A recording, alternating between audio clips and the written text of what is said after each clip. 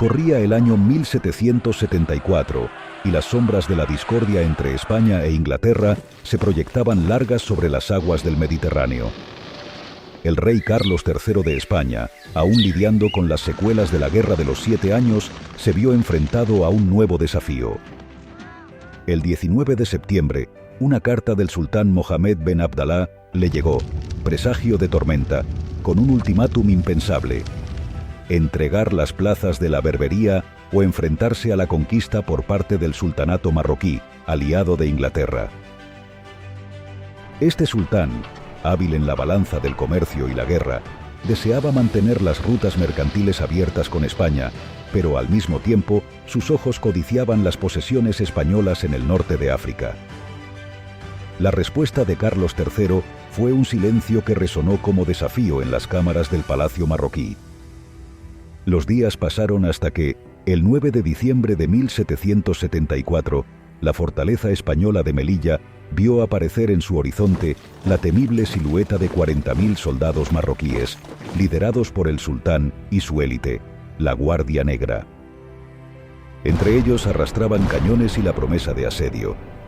Artillería británica manejado por ingleses. Juan Sherlock, un irlandés que se unió al ejército español, fue nombrado gobernador militar y mariscal de campo. Ante tal vista, no vaciló. Con apenas 700 hombres y un arsenal que susurraba el eco de mejores días, rechazó cualquier idea de rendición. El estado lamentable de las defensas y la artillería de Melilla solo exacerbaba la tensión. Morteros que no prometían fuego, sino explosiones descontroladas. Cañones de bronce que se contaban con los dedos de las manos, y entre ellos un Sherlock decidido, que envió con urgencia a Juan Triquini hacia Málaga en busca de refuerzos. Mientras tanto, el sultán no perdía tiempo. Sus morteros se instalaron en Atalayón, y las primeras explosiones contra las murallas de Melilla marcaban el inicio de un asedio que prometía ser implacable.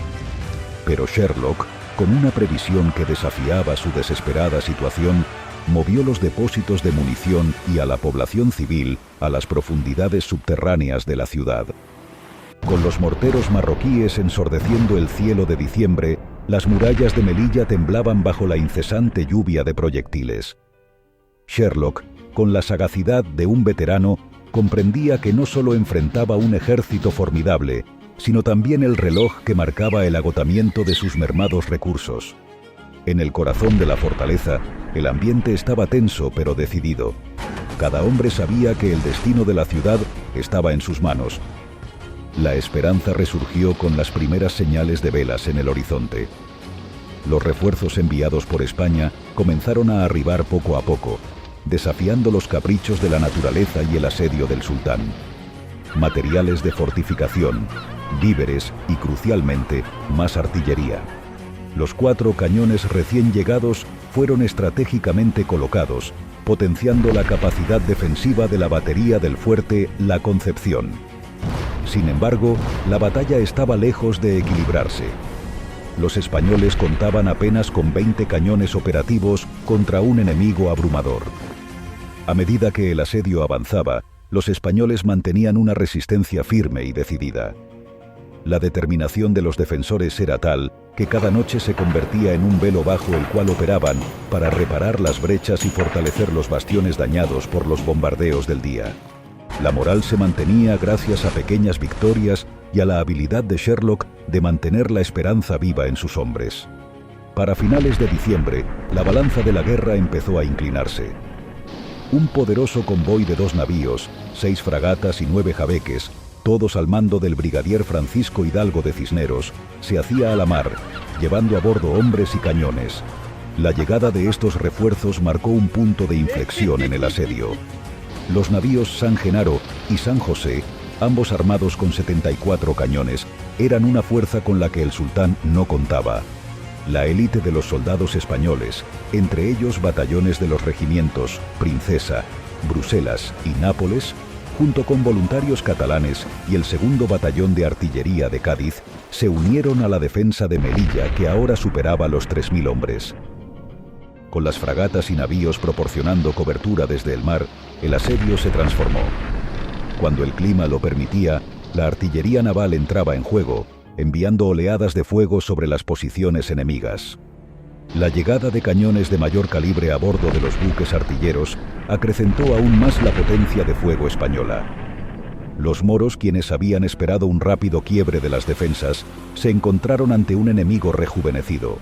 La fortaleza, enclavada en la costa de África, se mantenía desafiante y a medida que el nuevo año se asomaba, la situación de los sitiadores comenzaba a desmoronarse. Sin los refuerzos de los ingleses que les fueron prometido y con las deserciones en aumento, el sultán se encontraba en una encrucijada. El siguiente movimiento era incierto, pero lo que estaba claro era que Melilla no caería sin luchar hasta su último aliento. El año 1775 saludó a Melilla con el estrépito de los cañones y el retumbar de la esperanza.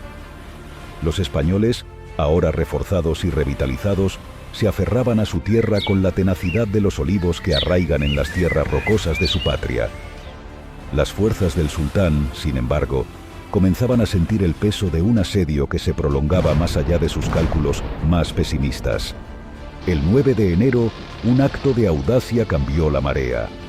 Las fragatas Santa Lucía y Santa Dorotea, aprovechando la cobertura de la oscuridad nocturna, lanzaron un ataque que sorprendió a las fuerzas marroquíes. Este golpe repentino permitió a las tropas españolas una salida estratégica que desbarató las líneas enemigas y desató el caos entre sus filas. El sultán, cuyas tropas habían sufrido sin cesar el embate del mar y la pólvora, comenzó a enfrentar un enemigo aún más desmoralizador: la deserción. Los argelinos del Bey, antes aliados firmes, empezaban a abandonar el sitio, arrastrando consigo la cohesión del ejército sitiador. A esto se sumaba el frío acero de la desilusión, pues la ayuda inglesa prometida se evaporó con la captura española de un convoy inglés dirección a Marruecos con armas y hombres.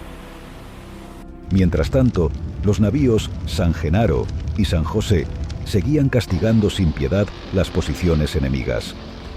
Su artillería, cual truenos marinos, dictaba el ritmo de un asedio que se convertía en retiro. El sultán Abdalá, enfrentando la posibilidad de un fracaso catastrófico, decidió que no arriesgaría más.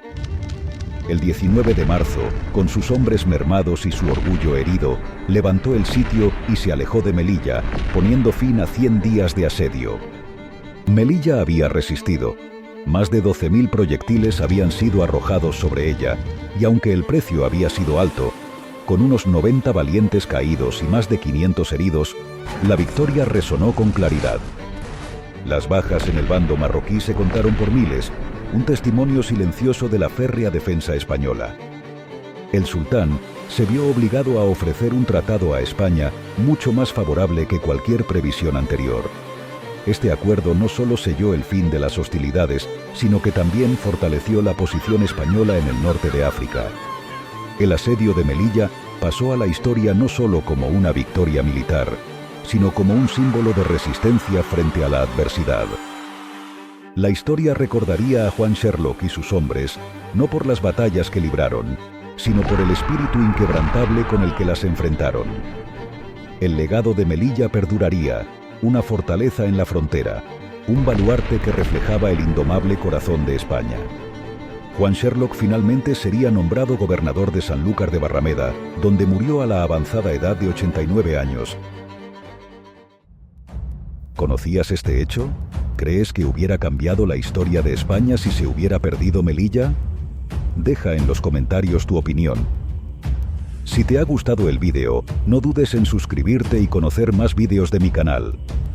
Recuerda también darle a la campanita de notificaciones para saber cuando subo un nuevo vídeo.